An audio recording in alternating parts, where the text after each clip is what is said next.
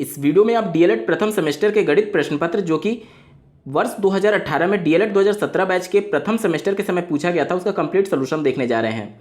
यदि वर्ष 2018 और वर्ष 2019 में पूछे गए सभी सब्जेक्ट्स के प्रथम सेमेस्टर के प्रश्न पत्रों का कंप्लीट हल आप देखना चाहते हैं तो इस वीडियो के समाप्त होने के बाद से इस वीडियो का डिस्क्रिप्शन जरूर चेक करें। चलिए दोस्तों, इस वीडियो को शुरू करते हैं। पहला प्रश्न पूछा गया था 80 और 90 के बीच अभाज्य संख्या है। अभाज्य संख्या उन संख्याओं को कहा जाता है जो सिर्फ स्वयं से विभाजित होती हैं। एक से तो सभी संख्या विभाजित होंगी, सिर्फ स्वयं से विभाजित होने वाली संख्या को अभाज्य संख्या कहा जाता है। इसके अलावा किसी दूसरी संख्या से विभाजित होने वाली संख्या को भाज्य संख्या के अंतर्गत रखा जाता है। अब देखिए, प्रश्न में आपसे अभाज्य संख्या पूछा गया है, मतलब कि देखिए कि वह दूसरी किसी संख्या से विभाजित नहीं होना चाहिए। देखिए 81 जो है वह 9 से विभाजित हो जाएगा, इस वजह से ये उत्तर नहीं हो सकता। दूसरा ऑप्शन देखिए 83 और 87, 87 जो है वह 3 से विभाजित हो जाएगा, इस वजह से ये भी उत्तर गलत हो गया। तीसरा ऑप्शन देखिए 81 और 89, ये भी 9 से विभाजित हो जाएगा, इस वजह से उत्तर गलत हो गया। अब देखिए 83 और 89 दिया गया है। 83 और 89 ऐसी संख्या है जो किसी दूसरी संख्या से विभाजित नहीं होगी, सिर्फ स्वयं की संख्या से ही विभाजित होती है, इस वजह से आपका उत्तर क्या हो जाएगा? ऑप्शन नंबर 4, 80 और 90 के बीच 83 और 89 ही अभाज्य संख्या होंगी। पहले का ऑप्शन नंबर 4 सही उत्तर है। दूसरा प्रश्न पूछा गया था 90 अंश के कोण को क्या कहते हैं? तो 90 अंश के कोण को हम लोग समकोण कहते हैं, तो ऑप्शन नंबर 2 सही उत्तर हो जाएगा। थोड़ा और समझ लीजिए, हो सकता है आपकी परीक्षाओं में ये भी पूछा जा सके। देखिए, न्यून कोण किसे कहते हैं? जिस कोण का मान 0 अंश से बड़ा और 90 अंश से छोटा होता है उसे न्यून कोण कहते हैं। मतलब 90 अंश से जितने भी कोण छोटे होंगे वो सब न्यून कोण बोले जाएंगे। समकोण 90 अंश का होता है। अधिक कोण उस कोण को कहा जाता है जिसका मान 90 अंश से बड़ा लेकिन 180 अंश से छोटा होता है। यानी कि 90 से बड़ा और 180 अंश से छोटा जो भी कोण होगा उसे अधिक कोण कहेंगे। सरल कोण किसे कहते हैं? जिस कोण का मान 180 अंश के बराबर होता है उसको सरल कोण कहते हैं। तीसरा प्रश्न पूछा गया था वृत्त के किन्हीं दो बिंदुओं को मिलाने वाले रेखाखंड को कहते हैं। थोड़ा सा आप इसको समझ लीजिए। देखिए, ये वृत्त हो गया और बोल रहा है कि किन्हीं भी दो बिंदुओं को, मान लीजिए एक यहाँ पर बिंदु है और एक यहाँ पर बिंदु है, इनको मिलाने वाली रेखा को पूछा जा रहा है कि क्या बोला जाता है। तो इसको क्या बोला जाता है? जीवा बोला जाता है। इसका उत्तर क्या हो जाएगा? ऑप्शन नंबर 2 जीवा। देखिए, थोड़ा सा इसको समझ लीजिए। परिधि किसको बोलते हैं? तो वृत्त का जो पूरा ये बाहर वाला भाग है ये, इसको परिधि बोला जाता है, ठीक है। चाप किसे बोलते हैं? जैसे कि मान लीजिए कि दो बिंदु मैंने लिया यहाँ पे और यहाँ पे, तो ये वाला जो भाग है, जो कटा हुआ भाग है, ये वाला जो कटा हुआ भाग है नीचे वाला, इसको चाप बोला जाएगा। जीवा मैंने बता दिया कि सीधी रेखा जो मिलाई जाएगी वृत्त पर किन्हीं दो बिंदुओं को, उसको जीवा बोला जाएगा। और त्रिज्या क्या बोला जाता है? तो वृत्त के केंद्र से परिधि पर खींची गई जो रेखा होगी, वृत्त के केंद्र से परिधि पर किसी भी तरफ आप खींच दें वो रेखा आपकी त्रिज्या कहलाती है। यानी ये आर होगी, ये आर होगी, ठीक है। इसी में एक प्रश्न ऐसे भी पूछा जाता है कि वृत्त की सबसे बड़ी जीवा कौन सी होती है? तो उसका उत्तर आप व्यास देंगे। देखिए, हमने क्या पढ़ा कि किन्हीं भी दो बिंदुओं को मिलाने से जो रेखाखंड बनेगा वो जीवा बोला जाएगा। अब अगर मान लीजिए एक बिंदु मैं यहाँ ले लूँ, एक बिंदु यहाँ ले लूँ, और मान लीजिए ये वृत्त की त्रिज्या है, तो अगर इसको मिला दिए तो ये भी तो जीवा होगा जो कि व्यास के बराबर होगा। तो सबसे बड़ी जो जीवा होती है वो व्यास होती है। आप लोग याद रखिएगा, बहुत ही इंपॉर्टेंट है। चलिए बात करेंगे चौथे प्रश्न की। निम्नांकित में से 5 से विभाज्य संख्या है। देखिए, 5 से विभाज्यता का नियम ये होता है कि जो इकाई का अंक होता है, इधर से आप गिनते हैं इकाई, दहाई, सैकड़ा, हजार, तो जो इकाई का अंक होता है या तो वह 0 होगा या 5 होगा। देखिए मैं क्या बोल रहा हूँ कि 5 से विभाज्यता का नियम यह है कि जो इकाई का अंक होगा वह या तो 0 होगा या तो 5 होगा। देखिए यहाँ पर 0 या 5 नहीं है, इसलिए ये उत्तर नहीं हो सकता। यहाँ पे भी 0 5 नहीं है, उत्तर नहीं हो सकता। यहाँ पे भी 0 5 नहीं है तो उत्तर नहीं हो सकता। यहाँ पर देखिए इकाई का अंक 5 है। मैं क्या बोल रहा हूँ, या तो 0 होगा या तो 5 होगा। 5 है, इस वजह से ये 5 से विभाज्य संख्या होगी। तो चौथे का ऑप्शन नंबर 4 सही उत्तर होगा। पांचवा प्रश्न पूछा गया था 15% का भिन्न रूप होगा। देखिए 15% को भिन्न में आपको बदलना है। यहाँ से अगर मैं परसेंट को हटाऊं तो इसमें आप 100 से भाग दे देते हैं, क्योंकि परसेंट का मतलब ये होता है कि प्रति सैकड़ा, ठीक है। अब देखिए भिन्न क्या होता है? जिसे हम अंश और हर के रूप में लिख सकें। ये अंश और हर के रूप में हो गया, लेकिन यहाँ पर किसी उत्तर से मैच नहीं कर रहा है। तो उसके बाद से देखिए हम इन दोनों संख्या को अगर 5 से काट दें तो 5 तियां 15 और 5 20 बार में ये जाएगा 100 आ जाएगा, ठीक है। तो 3/20 आपका उत्तर सही हो जाएगा। पांचवे का ऑप्शन नंबर 1 3/20 उत्तर होगा। यहाँ से आपका अति लघु उत्तरीय प्रश्न शुरू हो रहा है। छठवां प्रश्न पूछा गया था राकेश ने 65% अंक वार्षिक परीक्षा में प्राप्त किए। यदि पूर्णांक 500 रहा हो तो राकेश को कितने अंक मिले? अब देख लीजिए, सीधे तौर पर 500 का पूर्णांक है, उसको 65% अंक मिले तो 500 का आप 65% निकाल देंगे। लेकिन चूंकि ये डीएलएड है, इस वजह से आपको प्रोसेस से चलना होगा, तभी आपको अंक मिलेगा। यहां पे आप लिखेंगे माना राकेश को x अंक मिले, ठीक है। अब x की वैल्यू क्या होगी, x जो है वो राकेश को अंक मिले, और राकेश को कितना अंक मिला है, 65%, यानी कि कितने का पूर्णांक कितना था, 500 का। तो 500 का 65% कितना होगा, हमें निकालना होगा, वहीं राकेश को अंक मिले होंगे। तो 500 गुणे 65 और प्रतिशत हटाएंगे तो नीचे 100 हो जाएगा। अब देखिए 2 जीरो से 2 जीरो कट जाएगा, और 65 में 5 से गुणा कर देंगे तो आ जाएगा 5 25, हाथ में 2 और 5 36 और 2 32, यानी कि राकेश को कितने अंक मिले, 325 अंक राकेश को मिले थे। सातवां प्रश्न पूछा गया था, समीकरण 3x - 5 = x + 3 को हल करें। हल करने का मतलब होता है कि आपको सिंपली x का मान ज्ञात करना है। तो आपको देखिए समीकरण क्या दिया गया है, 3x - 5 = x + 3। जो भी अचर है और जो चर है, एक तरफ हम लोग पक्षांतर करेंगे। देखिए x को इधर पक्षांतर करेंगे, इधर प्लस में इधर आएगा तो माइनस में हो जाएगा, तो क्या हो जाएगा 3x - x, और देखिए इधर क्या बचेगा 3, और यहाँ देखिए -5 है, जब इधर पक्षांतर हो जाएगा तो +5 हो जाएगा, ठीक है। अब देखिए 3x में से एक x जाएगा तो 2x बच जाएगा, और ये हो जाएगा 8। अब x बराबर 8 का 8 में 2 से भाग होगा तो कितना आ जाएगा, 4 आ जाएगा। तो x की वैल्यू कितनी आ गई, 4 होगी। यही आपका उत्तर होगा। बात करेंगे 8वें प्रश्न की। पूछा जा रहा है यदि किसी वर्ग की एक भुजा 6 सेंटीमीटर है तो उसका क्षेत्रफल ज्ञात करिए। वर्ग की भुजा जिसे हम लोग a से डिनोट करते हैं, कितना दिया गया, 6 सेंटीमीटर दिया गया है। और वर्ग का क्षेत्रफल जिसे एरिया कैपिटल A से डिनोट करते हैं, आपसे पूछा जा रहा है। वर्ग के क्षेत्रफल का सूत्र आपने पढ़ा होगा, भुजा का स्क्वायर यानी कि ए स्क्वायर। ए का मान कितना दिया है, 6 दिया है, तो 6 का स्क्वायर हो जाएगा बराबर कितना आ जाएगा, 36, और मात्रक क्या था, सेंटीमीटर था, तो क्या हो जाएगा, सेंटीमीटर स्क्वायर आपका उत्तर हो जाएगा। 9वां प्रश्न पूछा गया था, x + 5 का होल स्क्वायर का मान ज्ञात करिए। आप लोगों ने एक फॉर्मूला पढ़ा होगा, a + b का होल स्क्वायर। तो इसका फॉर्मूला होता है a² + b² + 2ab। अब देखिए a की जगह आपको x रखना है और b की जगह 5 रखना है, इसी फॉर्मूले पर सेट करिए तो क्या हो जाएगा, x + 5 का होल स्क्वायर। a की जगह हमने कितना रखा, x को रखना है, यानी कि x² + b की जगह 5 को रखना है, यानी 5 का स्क्वायर कितना हो जाएगा, 25 हो जाएगा, प्लस 2a कितना था, x था, तो गुणे x गुणे b दिया है, 2ab है ना, तो a गुणे b करेंगे तो 2 गुणे a का मान x हो गया और b का मान कितना है, 5 है।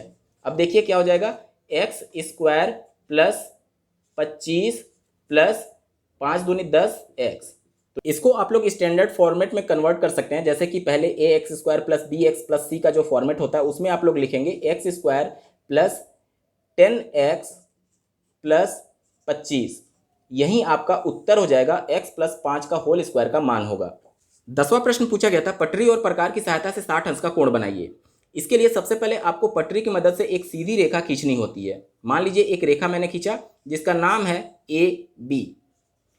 पॉइंट ए से आपकी रेखा प्रारंभ हो रही है, पटरी से आपने रेखा खींच लिया, पॉइंट ए से रेखा प्रारंभ हो रही है, और इस पॉइंट ए पर आपको प्रकार का नोक रखना है, और कोई भी चाप लेकर के, छोटा बड़ा आप जितना भी चाप रखना चाहें उतना चाप लेकर के प्रकार के नोक को ए पर रखेंगे और एक चाप लगाएंगे ऐसे, ठीक है। उसके बाद से जो चाप आपने लिया था उसकी माप को आप बदलेंगे नहीं, मतलब प्रकार को आगे पीछे नहीं करेंगे, उतना ही चाप ले करके अब जब आपने पहले पॉइंट ए पर नोक रखा था, अब मान लीजिए ये पॉइंट सी है, तो इस सी पर आप प्रकार के नोक को रखेंगे और उतना ही चाप से एक बार और चाप लगाएंगे। मान लीजिए यहाँ पर कटा और ये पॉइंट आपका डी है, तो अब ए और डी बिंदु को मिलाते हुए एक सीधी रेखा आपको खींचना है।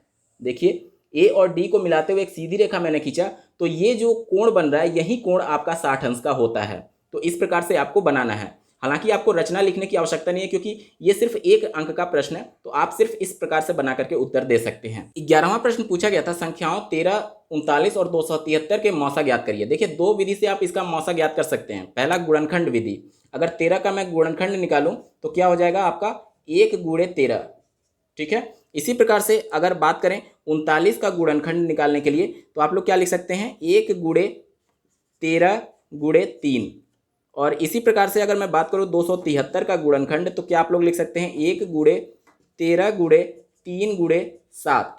अब मौसा निकालने के लिए जो तीनों में कॉमन होता है उसको हम लोग लिखते हैं। देखिए मौसा क्या हो जाएगा इन तीनों का, यहाँ पर देखिए 13 इसमें भी कॉमन है, इसमें भी कॉमन है और इसमें भी कॉमन है, तो हम लोग क्या लिख देंगे 13। और क्या कुछ कॉमन है? कोई कॉमन नहीं है, तो इस वजह से आपका मौसा क्या हो जाएगा 13 हो जाएगा। ये तो हो गया गुणनखंड विधि से। अब चलिए भाग विधि से समझ लेते हैं। तो उसके लिए आपको जो सबसे छोटी संख्या होती है उसके बाद वाली जो बड़ी संख्या है उसमें हम लोग भाग दे देते हैं। तो इसमें 39 से भाग दीजिए, कितने बार में जाएगा 13 तियाँ 39, 39 ये पूरा कट जाएगा। ठीक है, अब जो अगर जब यहाँ पर जीरो शेषफल बचता है तो जिससे हमने भाग दिया था उसी से फिर हम लोग तीसरी बड़ी संख्या में भाग देते हैं। 273 में भाग देंगे जब आप, तो देखिए कितनी बार में जाएगा, 2 बार में ये जाएगा 13 दूनी 26, और उसके बाद से यहाँ से एक शेष बचेगा, 3 उतरेगा और फिर एक बार में जाएगा 13 एकम 13, फिर शेषफल कितना बचा 0 बचा। यानी कि जिससे हम लोग भाग दिए थे वहीं आपका मौसा होता है। तो इस विधि से भी मौसा कितना आ रहा है आपका 13 आ रहा है, और गुणनखंड विधि से भी हमने कितना निकाला है 13 निकाला है। तो दोनों में से कोई सा भी विधि आप अपना सकते हैं, क्योंकि प्रश्न में आपको मेंशन नहीं किया गया था कि किस विधि से मौसा निकालनी है। दोस्तों यहाँ से आपके 2 अंक वाले प्रश्न यानी कि लघु उत्तरीय प्रश्न शुरू हो रहे हैं। 12वां प्रश्न पूछा गया था, एक साइकिल 1800 रुपये में बेचने पर, देखिए बेचने पर जिस रेट पर बेचा जाता है उसको हम लोग क्या कहते हैं विक्रय मूल्य। तो आपको प्रश्न में क्या दिया है विक्रय मूल्य दिया गया है कितना 1800 रुपये। ठीक है, 10% की हानि हुई, आपको हानि का प्रतिशत दिया गया है कितना 10%। साइकिल का क्रय मूल्य क्या होगा, तो यहाँ पर मैं मान लेता हूँ कि माना साइकिल का जो क्रय मूल्य है वह x रुपया है। कितना है x रुपये है। देखिए हमें क्रय मूल्य भी पता है, विक्रय मूल्य भी पता है, और हानि कितनी प्रतिशत हुई है ये भी पता है। तो अब हानि कैसे हम लोग निकालते हैं, हानि निकालने का फॉर्मूला आप लोगों ने पढ़ा होगा। हानि जो होता है वो होता है क्रय मूल्य माइनस विक्रय मूल्य। ठीक है, क्रय मूल्य माइनस विक्रय मूल्य बराबर हानि होता है। ठीक है, और अगर इसी में हम लोग प्रतिशत में कन्वर्ट करना चाहें तो जो प्रतिशत निकलता है, हानि का जो प्रतिशत होता है वो किस पे निकालते हैं क्रय मूल्य पर निकालते हैं। तो बटे क्रय हो जाएगा, और गुणे यहाँ पर अगर 100 कर दें तो ये हानि का प्रतिशत का फॉर्मूला बन जाता है। ठीक है, प्रश्न में आपका हानि प्रतिशत 10% दिया गया है। हानि प्रतिशत की जगह मैं कितना लिख सकता हूँ, सीधे 10 लिख सकता हूँ। यहाँ तक क्लियर। उसके बाद से देखिए क्रय मूल्य हमने कितना माना x माना था, माइनस विक्रय मूल्य कितना दिया गया है 1800 दिया गया है, डिवाइडेड बाई क्रय मूल्य, क्रय मूल्य हमने कितना माना x माना था, और गुणे यहाँ पर कितना है 100 है। ठीक है, इतना क्लियर। अब देखिए ये 100 पक्षांतर होकर के इधर भाग में आएगा, जैसे ही भाग में आएगा यहाँ से ये हट जाएगा और नीचे यहाँ पर भाग में आ जाएगा। उसके बाद से एक जीरो से एक जीरो कटा, यहाँ पर देखिए x का क्रॉस मल्टीप्लिकेशन करेंगे तो ये इधर x बचेगा और इधर 10x माइनस 18,000 हो जाएगा। फिर से देखिए इधर क्या बचेगा 10x माइनस इधर 18,000 और इधर x। अब 10x में से जब पक्षांतर करेंगे तो इधर माइनस x हो जाएगा और ये 1800 इधर आ जाएगा, 18,000 इधर आ जाएगा। तो क्या बनेगा आपका 10x में से एक x घट जाएगा, यानी 9x बराबर कितना बच जाएगा 18,000। अब देखिए x की वैल्यू निकालने के लिए 18,000 में जब हम लोग 9 से डिवाइड करेंगे तो कितना आ जाएगा 2,000 रुपये आ जाएंगे। और x हमने क्या माना था, x ही तो हमने माना था क्रय मूल्य। तो प्रश्न में आपसे क्रय मूल्य पूछा गया था, तो क्रय मूल्य कितना हो जाएगा 2,000 रुपये। 13वां प्रश्न पूछा गया था 500 रुपये का, यानी जो दिया गया है वो क्या है मूलधन है। p इक्वल टू कितना दिया गया है मूलधन प्रिंसिपल। ठीक है, 500 रुपये का 3 वर्ष, समय कितना दिया गया है 3 वर्ष दिया गया है। 12% वार्षिक ब्याज दर r कितना दिया गया है, रेट ऑफ इंटरेस्ट कितना है 12% दिया गया है। ब्याज की दर से साधारण ब्याज कितना होगा, यानी कि इंटरेस्ट आपसे पूछा जा रहा है। साधारण ब्याज का फॉर्मूला आप लोगों ने पढ़ा होगा, ब्याज बराबर मूलधन गुणे दर गुणे समय बटा 100। ये आप लोग बचपन से पढ़ते आ रहे होंगे। ठीक है, मूलधन कितना दिया गया है 500 दिया गया है, दर कितना दिया गया है 12 दिया गया है, समय कितना है 3 वर्ष है, डिवाइडेड बाई 100। जब 100 से भाग देंगे 2 जीरो से 2 जीरो कट जाएगा, और देखिए 12×5 60, 60 तियाँ 180, यानी कि ब्याज आपका कितना हो जाएगा 180 रुपये। 14वां प्रश्न पूछा गया था x ब्रैकेट में y minus Z plus Y Z minus X plus Z X minus Y को सरल कीजिए। देखिए आप x का पहले अंदर गुणा करेंगे तो क्या हो जाएगा X Y minus Z X. ठीक है, प्लस देखिए Y Z minus X Y, फिर इस जेड का अंदर ब्रैकेट में गुणा करेंगे तो क्या हो जाएगा Z X minus Y Z. अब देखिए एक एक्स वाई यहाँ पर है प्लस में और एक एक्स वाई यहाँ पर है माइनस में, तो ये दोनों कट जाएंगे। उसके बाद से देखिए एक जेड एक्स यहाँ माइनस में है, यहाँ प्लस में है, तो ये दोनों भी कट जाएंगे। उसके बाद से देखिए वाई जेड यहाँ प्लस में है, यहाँ माइनस में है, तो ये दोनों भी कट जाएंगे, यानी उत्तर क्या बच जाएगा आपका, 0 हो जाएगा। 15वां प्रश्न पूछा गया था, एक छात्रावास में 50 छात्रों के लिए 40 दिनों का भोजन सामग्री है। यदि छात्रावास में 30 छात्र और आ जाएं तो भोजन सामग्री कितने दिनों में समाप्त हो जाएगी। देखिए पहले 50 छात्र थे, फिर 30 छात्र और बढ़ गए, यानी कि अब 80 छात्र हो गए। तो जो पहले खाना 40 दिन चल रहा था, जाहिर सी बात है संख्या अधिक होने से वो जो 40 दिन चल रहे थे वो कम दिन चलेंगे। तो यहीं आपसे पूछ रहा है कि कितने दिन में समाप्त हो जाएगा। तो देखिए आपने अनुपात समानुपात चैप्टर पढ़ा होगा, उसके अंतर्गत आप पढ़े होंगे कि इस प्रकार से आप इसको सॉल्व करते हैं। एक तरफ आप लिखेंगे छात्र और दूसरे तरफ लिखेंगे आप दिन। देखिए पहले कितने छात्र थे, 50 थे, तो यहाँ मैं लिख दिया 50। फिर छात्रों की संख्या कितनी हो गई, 50 पहले थे और 30 छात्र और आ गए, यानी कि 50 + 30 कितने छात्र हो गए, 80। अब देखिए जब 50 छात्र थे तो कितने दिन चल रहा था, कितने दिन के लिए बचा था, 40 दिन का बचा था खाना। ठीक है, 50 छात्र थे तो 40 दिन का खाना बचा था। अब अगर 80 छात्र हो गए तो मैं ये मान ले रहा हूँ कि x दिन में खाना समाप्त हो जाएगा। ठीक है, x दिन में खाना समाप्त हो जाएगा। x क्या है, यहाँ मैं लिख दे रहा हूँ, माना x दिन में भोजन समाप्त होगा।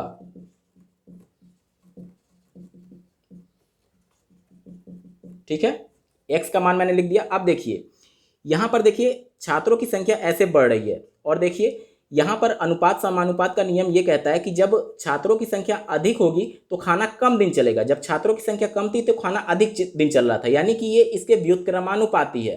तो इस वजह से आपको समानुपात का नियम इधर से चलेगा। ठीक है, यानी कि आप इसको कैसे लिख सकते हैं, ऐसे लिख सकते हैं, देखिए 50/80 = x/40, या अगर समानुपात के नियम में अगर आप इसे लिखना चाहें तो आप ऐसे लिख सकते हैं 50/80 समानुपात x/40।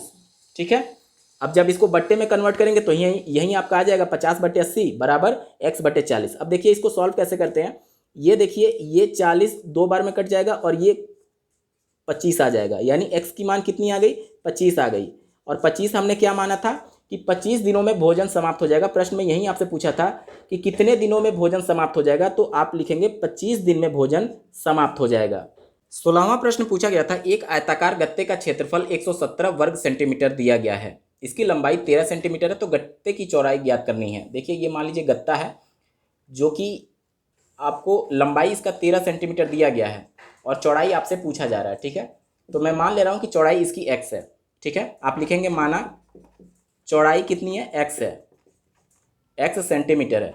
तो अब गत्ता चूंकि आयताकार है तो इसका क्षेत्रफल क्या हो जाएगा, लंबाई गुणे चौड़ाई हो जाएगी। लंबाई दिया गया है आपको 13 सेंटीमीटर, गुणे चौड़ाई हमने कितना माना, x, और इसका क्षेत्रफल कितना दिया गया है, 117 दिया गया है। x की वैल्यू आप कैसे निकालेंगे, 13 से इसमें भाग हो जाएगा तो कितनी बार में जाएगा, 9 बार में, 13 × 9 = 117 होता है। तो x यानी कि जो गत्ता है आयताकार गत्ता उसकी चौड़ाई कितनी आ जाएगी, 9 सेंटीमीटर, यही आपका उत्तर हो जाएगा। 17वां प्रश्न पूछा गया था, एक रेलगाड़ी जिसकी लंबाई 270 मीटर है एक खंबे को 9 सेकंड में पार कर लेती है, उसकी चाल किलोमीटर प्रति घंटे में बताइए। देखिए प्रश्न में आपको सभी चीज जो मात्रक दिए गए हैं मीटर और सेकंड में दिए गए हैं और उत्तर आपसे किलोमीटर और घंटे में पूछ रहा है, तो इस बात का आप लोग ध्यान रखिएगा। पहले प्रश्न को समझ लीजिए, यहाँ पर मान लीजिए कि एक ट्रेन है, ठीक है, और एक ये खंबा है। अब ये ट्रेन चल रही है और इस खंबे को इसको पार करना है। अब देखिए आप लोगों ने एक सूत्र पढ़ा होगा, चाल बराबर दूरी बटा समय। मतलब हमें दूरी चाहिए, समय चाहिए। समय तो हमको दिया गया लेकिन दूरी हम कैसे निकालेंगे, क्योंकि केवल रेलगाड़ी की लंबाई दी गई है। देखिए अगर रेलगाड़ी ये चल रही है तो यहाँ पर अगर खंबे के पास अगर इंजन आता है तो रेलगाड़ी द्वारा कुल कितनी दूरी तय करनी पड़ेगी इस खंबे को पार करने के लिए। देखिए खंबे की अपनी कोई दूरी नहीं है, क्योंकि खंबा एक सिंपल पतला सा पोल होगा। यहाँ से जब इंजन पार कर जाएगी और जब ट्रेन का अंतिम डिब्बा इस खंबे को पार कर जाएगा तो ये माना जाएगा कि ट्रेन पूरी इस खंबे को पार कर चुकी है। मतलब कि जो दूरी तय होगी वो ट्रेन के लंबाई के बराबर ही दूरी तय हो रही है, यानी कि ट्रेन की जो लंबाई है उतनी ही दूरी तय होगी। अब देखिए ट्रेन की लंबाई कितनी दी गई है, यल आपको दिया गया है 270 मीटर। इसको हम लोग किलोमीटर में कन्वर्ट कर देंगे तो 1000 से जब भाग देंगे तो ये आपका आ जाएगा 0.27 किलोमीटर। ठीक है, ये हो गई ट्रेन की लंबाई, जिसे हम लोग दूरी भी बोलेंगे। ठीक है, क्यों बोलेंगे हमने यहाँ पे समझा।